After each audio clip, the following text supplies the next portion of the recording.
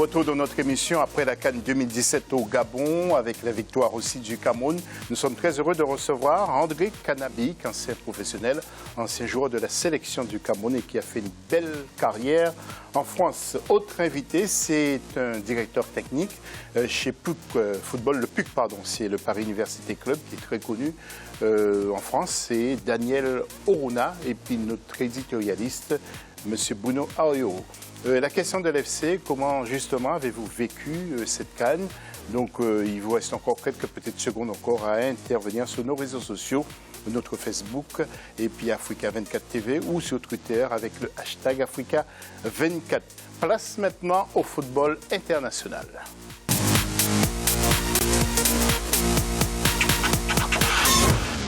Et il s'agit bien sûr de la Ligue des champions de football en Europe. Et vous rappelez que le Real l'avait remporté en 2016 aux dépens de l'Atlético de Madrid. Mais revenons en images avec le son sur la finale de 2002 entre le Real et Leverkusen, 2-1. Et le fabuleux but de Zidane avec une reprise de volée sensationnelle qui avait fait mouche. Je ne sais pas si André Kanabi a eu l'occasion de marquer des buts pareils. Nous allons voir ces images et vous allez me dire ce que vous pensez de cette frappe. Donc, mémorable avec, bien sûr, le son. Dès que vous voulez, pour nous envoyer ces images qui nous rappellent de bons souvenirs. Voilà.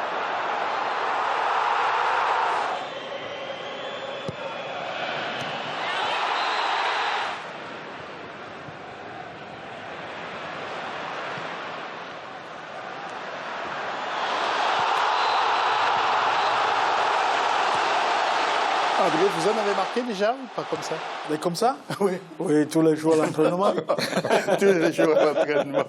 Et justement, donc, ce mardi 14 février, nous suivrons en particulier FC Barcelone contre l'équipe du Paris Saint-Germain au Parc des Princes. Le buteur parisien face à la défense barcelonaise au Samuel Umtiti. Vous savez que Samuel Umtiti, c'est un Camerounais, en principe. Il est né au Cameroun en 1993 et normalement, il devrait jouer avec la sélection. Mais bon, la France a été plus rapide et il est devenu français. Alors, bien entendu, nous attendons avec impatience ce fameux match PSG-Barcelone. Écoutez ce que nous dit justement Cavani, l'attaquant du Paris Saint-Germain. C'est ça la beauté du foot. Vous ne savez jamais ce qui vous attend sur le terrain. Ce sont deux effectifs plus que capables de remporter la Champions League cette année. Pour moi, ça sera un superbe duel. Nous avons confiance en notre groupe, mais nous sommes aussi conscients de la qualité de l'adversaire. Et nous allons voir le tableau avec les affiches. Ce 14 février, PSG contre le Barça et Benfica contre les Allemands de Dortmund. Et puis le 15, Real Naples et Bayern, Arsenal. Mon cher André, vous suivez de près ce football européen. Oui. Oui. Et qu'est-ce que vous attendez de ces matchs et de ces premiers huitièmes de finale? Moi, déjà, mardi, là, je crois que c'est une journée spéciale. Donc, moi, en tant que supporter de Barcelone... Ah, supporter de Barcelone. Oui, ouais. Depuis mon jeune âge, je suis à fond à Barcelone avec l'épopée de Johan Cruyff. Je vous voyais plus supporter du PSG, moi. Non. Non, non. Alors... non. Donc, je serai là, je vais regarder le match et j'espère que mon équipe va gagner. Oui. Daniel, vous, comment... Alors moi, mon cœur balance, mais je suis parisien, 100%. Ouais. J'aime beaucoup Barcelone, mais j'ai quand même le cœur parisien, donc ce sera un défi compliqué, mais bon, j'ai bon espoir à ce qu'on les accroche. Oui, Bruno, 4 matchs. 4 matchs qui seront intéressants lorsqu'on voit justement les affiches avec notamment le 15 aussi, Real contre Naples. Hein. Naples qui revient au devant de la scène, donc continentale. Et puis il y a Bayern, Arsenal. Ça aussi, ça va être un sacré match. Hein. Oui, ça va être des beaux matchs, même si, bon, cette histoire de tirage non intégral, là, qui nous remet les mêmes matchs, qui truque le truc, qui truque un peu la présentation des affiches. Bon, je trouve ça dommage, mais oui, on va avoir de belles affiches. J'espère que le PSG va essayer de montrer de l'adversité face au Barça, hein, quand même, qu'ils ne prennent pas une fessée, ça ferait mauvais genre, vu le standing que le PSG essaie d'atteindre. Mais oui, j'espère voir un beau match déjà entre le FC Barcelone et le Paris Saint-Germain. Et ensuite, de belles affiches. Il y a aussi le match de Dortmund qui va être très intéressant à suivre. Oui, il y a le trident, bien sûr, Suarez Neymar et Messi. Donc ça va être dangereux. En tout cas, nous allons poursuivre l'actualité avec 17 morts, dont plusieurs enfants qui ont été victimes justement d'une bousculade dans un stade situé au nord de l'Angola, à l'occasion d'un match de première division. Apparemment, donc, c'est un match qui devrait opposer Santa Rita à Recreativo Libolo. Et il y a eu cette bousculade. Et justement, le président de Santa Rita, Pedro Zolanzi, a accusé la police d'être responsable de ce drame. André, encore un drame qui survient dans un pays qui a déjà été touché par des victimes. Hein. Oui, malheureusement. Par la fusillade. Oui, tout à fait. Il y a quelques années de ça. Oui, pendant la Coupe d'Afrique qui s'était déroulée en Angola. Donc, vraiment, c'est triste.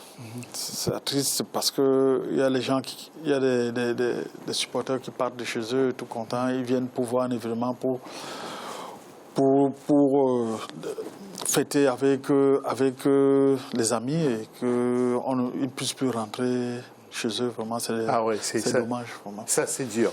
Et puis, je pense que Bruno sera heureux de savoir et que Sadio Mané a encore fait parler de lui avec justement Liverpool, 2-0 contre Tottenham.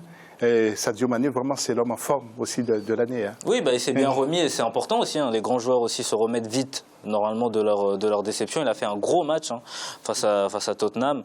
Voilà, il faut qu'il continue à grimper des paliers pour, pourquoi pas, gagner un titre de champion avec Liverpool. Là, ça fait 26 ans qu'ils attendent. Donc, il faut absolument que Sadio Mané les aide à gagner des titres. Ils auront bien besoin de lui, en tout cas. Voilà, donc une pensée aussi à Radim qui a beaucoup pleuré après cette défaite, Sadio Mané qui est donc l'attaquant sénégalais. Et puis il y a aussi le Malien Yacouba Sylla qui n'est pas très très content parce que apparemment il met en cause l'équipementier du Mali qui est un peu en cause sur la défaite du premier tour de la sélection malienne. Alors il demande comment expliquez-vous que nous soyons entraînés avec des équipements des U17 durant tout notre stage au Maroc.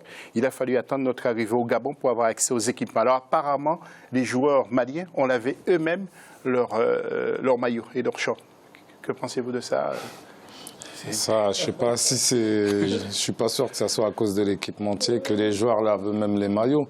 C'est plutôt... Oui, mais normalement, un équipementier doit fournir plusieurs exemplaires de maillots. Bien sûr. C'est comme ça se passe. Mais s'ils n'ont pas fourni d'autres équipements en double ni en triple, donc ça pose problème. Et vous vous rendez compte, un joueur qui est préoccupé par d'autres choses est en train de laver à la main, peut-être... Ça me rappelle notre époque, hein. Quand moi j'ai commencé à l'équipe nationale au faisait. Ah oui, d'accord. Oui, mais c'est dommage quand même qu'en 2017, ça arrive encore aujourd'hui. En tout cas, j'espère que ça n'a pas impacté leur performance, parce que le Mali a peut-être une des meilleures générations de son histoire. Donc s'il y a eu d'autres problèmes comme ça dont Yacouba Sylla ne parle pas, c'est pas beau du tout, c'est pas bien. Ouais.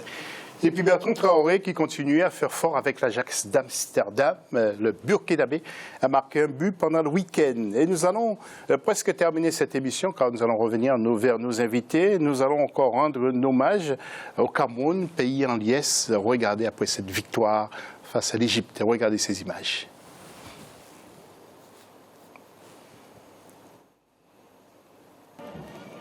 La réception du chef de l'État. C'est un moment inoubliable. C'est très très rare, donc on espère refaire ce genre de performance pour pouvoir encore être ici une nouvelle fois. C'est un grand honneur d'être ici dans la résidence du chef d'État. C'est évidemment quelque chose de spécial pour moi qui est étranger. Oui, c'est quelque chose de... Franchement, c'est magnifique de pouvoir être reçu par le premier sportif camerounais, son Excellence Paul Biya. Franchement, c'est énorme et c'est motivant parce que quand vous avez une telle, vous êtes reçu d'une telle manière, ça vous pousse encore à aller chercher une autre Coupe d'Afrique pour revenir une fois de plus au palais. Oui, le Cameroun qui a vibré ces derniers mois entre les filles qui ont été finalistes de la CAN féminine et les garçons qui remportent la CAN, ça c'est extraordinaire. Hein. Tout à fait. Ouais. Le Cameroun a été béni de Dieu pendant les fêtes de fin d'année et le début d'année. Ouais. Donc, il y a longtemps qu'on n'avait pas vécu ça. J'espère seulement que la dynamique va encore monter d'un cran pour qu'en 2019, comme le disait, le trophée reste encore chez nous. Oui, André, une question un peu indiscrète retraite. Pourquoi votre fils n'est pas en sélection? Non, mais vous savez que pendant le stage de la Coupe du Monde au Brésil, il avait constaté qu'il y avait des choses qui ne lui plaisaient pas au niveau de l'encadrement et de la façon de gérer cette équipe. Donc c'est pour ça qu'il avait pris une décision de... C'est Jean-Mel Canabi, de se retirer un petit peu. Ah oui, il a décidé de se retirer. Oui, il avait dit que si ça continuait comme ça, lui ne pouvait plus revenir. Donc il s'est retiré et puis bon, les choses ont continué. Maintenant, on espère qu'avec cette nouvelle dynamique, les choses vont aller dans le bon sens. Vous allez le voir en Turquie de temps en temps? Non. Non. Pour l'instant, je ne suis pas encore allé parce que je suis quelqu'un qui n'aime pas trop les avions. Donc, mais je l'ai eu hier soir, on a discuté hier soir. Donc, le moral est bon? Oui. Ouais. Ils ont gagné le match hier, donc ça va pour l'instant. Ouais. Bien, bravo, félicitations. En tout cas, je voudrais juste encore vous faire mal, peut-être encore, hein, André. Il y a un jeune Camerounais, c'est Kylian Mbappé, qui joue avec Monaco, encore franco-camerounais. Tous ces garçons auraient dû jouer avec le Cameroun. Il a marqué 3 buts avec Monaco. Oui, c'est vrai. Ils peuvent bien jouer avec nous, mais comment est-ce que les dirigeants s'y prennent pour les ramener chez nous? Et quand, toujours joué d'ailleurs. Voilà, et quand ils ont les nouvelles qui viennent là-bas par rapport à la gestion du sport, bon, ça ne les encourage pas. Bruno? Après, il faut faire attention aussi. Moi, par exemple, j'ai beaucoup entendu Paul-Georges Ntep parler de l'équipe du Cameroun et il se sent très bien camerounais. Mais quand on lit entre les lignes, je pense qu'il n'a pas envie. Lui, Mbappé, il n'a jamais donné même une ouverture à quiconque. Non, je dis Ntep. Lui, il a été catégorique. Donc, il n'a jamais même voulu ouvrir une porte pour qu'il y ait une négociation dans ce sens-là. Après, comme le groupe est fait, là, moi je pense là où ça peut être intéressant, je pense qu'il manque quelqu'un dans le milieu. Et ce serait bien s'il arrive à bien progresser prochainement, d'aller récupérer Axel Ngando, dont il avait été question à un moment donné, milieu de terrain qui a été champion du monde des moins de 20 ans avec la France. C'est un très bon joueur milieu offensif et il peut aider le Cameroun, je pense. Mais je crois que, vu notre façon de jouer, ça ne pousse pas notre façon de jouer ne donne pas vraiment de la valeur au milieu offensif. Donc c'est pour ça, parce qu'on a toujours joué avec presque la majorité du temps avec des milieux défensifs. Mais il pourrait aider, non? Alors, Bruno, il y en a des milieux offensifs, mais quel apport? Et pourtant, ils sont bons quand même. Oui. Vous allez rappeler peut-être l'adresse et les coordonnées pour vous joindre, si jamais il y a des jeunes qui veulent venir. S'il y a des jeunes qui veulent donc pour nous rejoindre, c'est le sport études HD Sport. Donc le site internet c'est www.hdsport75.com et l'adresse mail c'est hdsport75@gmail.com. Voilà, j'espère que vous reviendrez nous voir au courant de l'année pour nous refaire un petit bilan. Réponse à la question, comment avez-vous jugé cette CAN? Quel bilan faites-vous? Eh bien, nous avons quelques réponses. Tout d'abord, il y a Fredkim Lionel, qui vous allez voir s'afficher. Vu la prestation des équipes africaines, les jeunes Camerounais ont démontré que tout était possible. Mais oui, ils l'ont fait. Il y a Donald Urbain Ndigui qui nous dit que cette CAN n'a pas profité à l'économie gabonaise. Ça, on ne peut pas le savoir, non? Et Bouis Gueye qui nous dit 12 sur 20 pour la bonne impression de la Guinée-Bissau et la qualité technique des Sénégalais. André, un tout dernier mot, et nous allons faire un petit tour, et puis nous allons remettre l'antenne. Un tout dernier mot. Oui, je vous remercie. Je remercie déjà Africa 24 d'avoir pensé à moi pour cette émission. On a toujours pensé à vous, André. Oui, mais oui, ça faisait quand même un petit bout que j'étais dans les oubliettes. Non, je rigole.